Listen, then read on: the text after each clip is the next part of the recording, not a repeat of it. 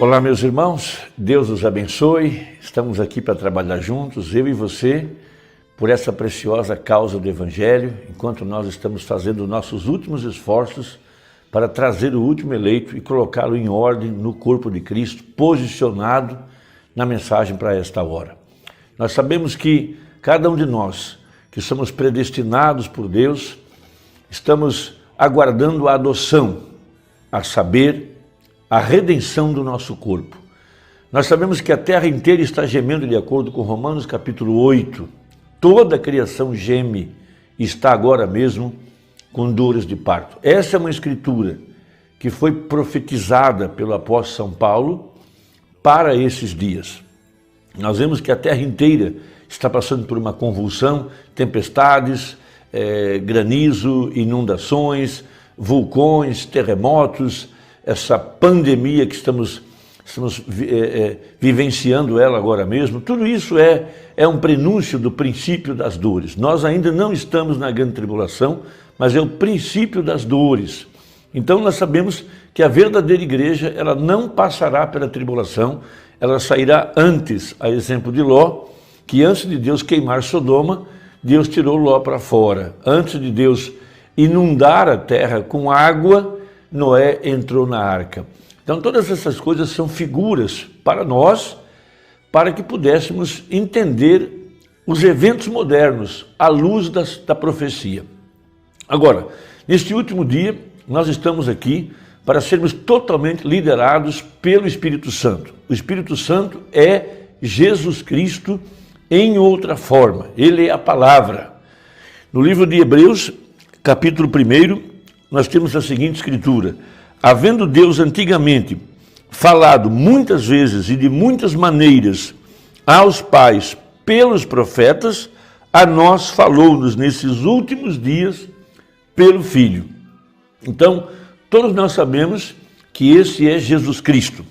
Romana pregou uma importante mensagem um pouquinho antes dele partir, no mês de dezembro de 65, chamada liderança. Ele sabia que ele estava se preparando para a sua partida, ele sabia que logo depois da abertura da palavra, quando aquela constelação de anjos desceu da eternidade e a palavra foi aberta, os selos foram abertos, os mistérios que estavam ocultos foram revelados, ele sabia que a partir de então o seu ministério iria diminuir e Cristo, a palavra, iria crescer a exemplo de João Batista, porque não haveria lugar para os dois ao mesmo tempo. Então João teve que sair de cena para que Jesus pudesse entrar em cena. O irmão Branham teve que sair de cena para que o Espírito Santo pudesse entrar em cena. Então a igreja agora está sendo totalmente liderada pela palavra revelada, pela palavra que foi manifestada. Porque um profeta, ele é um sinal da voz que vem logo a seguir.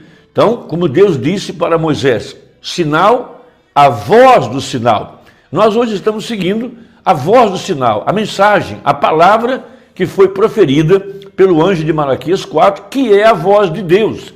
Jesus disse, quem vos recebe a voz, a mim me recebe. Então, quando os trovões revelaram, abriram os 7 selos, esses trovões revelaram que cada um daqueles mensageiros do passado, foram 7 lâmpadas, 7 olhos, 7 espíritos, 7 estrelas, e que cada um deles foi a voz de Deus para o seu dia. E aqui nesse tempo do fim, o supremo pastor, Jesus Cristo, veja, ele é o nosso pastor e ele é a palavra. E a voz de Deus ouviu-se através do 7º anjo. Veja, 7 trovões, 7 vozes, 7 espíritos de Deus. Então cada um desses trovões estava revelando Deus, era a voz de Deus para o seu povo. Então ele pregou uma importante mensagem intitulada liderança.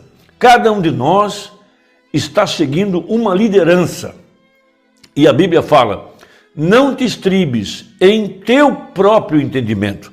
Então, no parágrafo 148 ou 149 a seguir, citando a Escritura, diz o profeta, Jesus disse, um pouco mais e o mundo não me verá mais, mas vós me vereis, Abre parênteses, quem? Os crentes. Veja, pois estarei convosco, mesmo em vós, até a consumação, até o fim do mundo.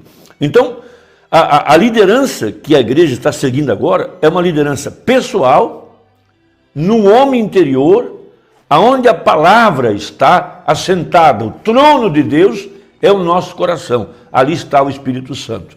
Ele então toma a palavra, porque o Espírito Santo vai glorificar a Jesus, e Jesus é a palavra, Jesus é o verbo. Então diz assim um profeta, no parágrafo 149 e 150, Jesus sozinho pode te conduzir àquela vida eterna. Não há igreja, nem denominação, nem pregador, nem sacerdote, nada mais que possa te conduzir a ela, ou seja, vida eterna.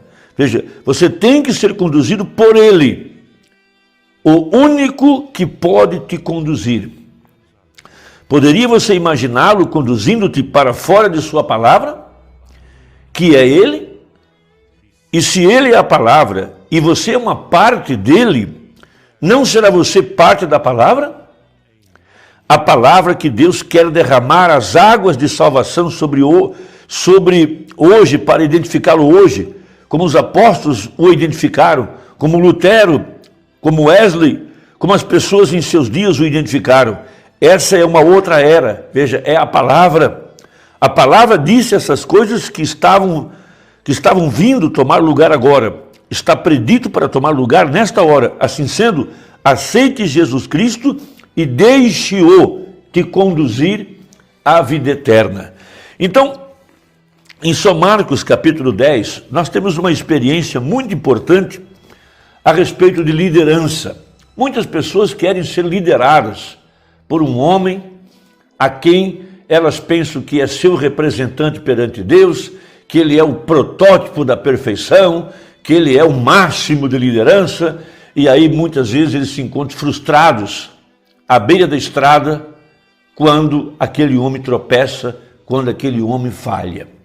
Disse o profeta, se você coloca seus olhos sobre um homem, Deus fará esse homem falhar, para que você possa colocar seus olhos na palavra. Então, nós não podemos ter outra liderança a não ser a palavra. O Espírito Santo nos guiará em toda a verdade, e só há uma verdade, é a palavra. Então nós temos a experiência do mancebo de qualidade, citado em São Marcos capítulo 10, a partir do verso 17. Aqui nós temos um exemplo de um rapaz religioso, com alto padrão moral de vida, muito bem sucedido financeiramente, uma vida religiosa exemplar, mas que recusou a liderança da palavra, recusou a voz de Jesus Cristo, que lhe deu o caminho para a vida eterna. Veja, e pondo-se a caminho, correu para ele um homem, o qual se ajoelhou diante dele e lhe perguntou, bom mestre, que farei para herdar a vida eterna? E Jesus lhe disse, por que me chamas bom? Ninguém há bom, senão um, que é Deus. Tu sabes os mandamentos, não adulterarás, não matarás, não furtarás, não dirás falso testemunho, não defraudarás alguém, honra teu pai e a tua mãe. Ele, porém, respondendo, lhe disse, mestre, tudo isso guardei desde a minha mocidade. E Jesus, olhando para ele, o amou e lhe disse, falta-te uma coisa, vai, vende tudo quanto tens e dá aos pobres e terás um tesouro no céu, e vem e segue-me. Mas ele, pesaroso desta palavra, retirou-se triste, porque possuía muitas propriedades. Então Jesus, olhando em redor, disse aos seus discípulos, quão dificilmente entrarão no reino de Deus os que têm riquezas. Então, veja, a vida eterna, seguir a liderança para a vida eterna. E o único que pode te guiar para a vida eterna é Jesus Cristo, o Espírito Santo, a palavra. Nenhum homem, nenhum sistema,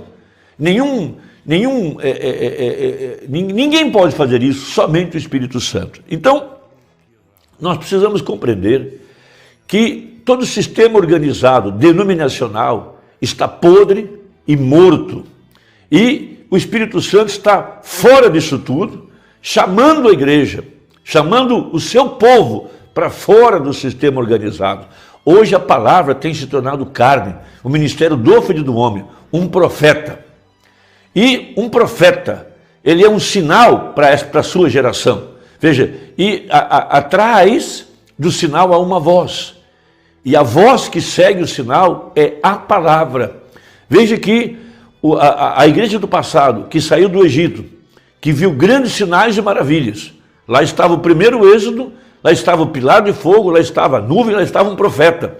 Comeram maná, beberam água da rocha, tinham cura divina na serpente e na haste, mas morreram todos no deserto porque não creram na voz que veio depois do sinal, a mensagem.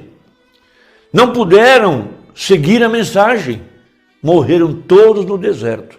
E muitos hoje, que viram os sinais das maravilhas do ministério do profeta, choraram com os testemunhos, se encantaram com as maravilhas, também não conseguiram seguir a mensagem e já estão jogados à beira do caminho, mortos espiritualmente, sendo enganados para o que foram predestinados, enganados por falsos espíritos, espíritos do erro.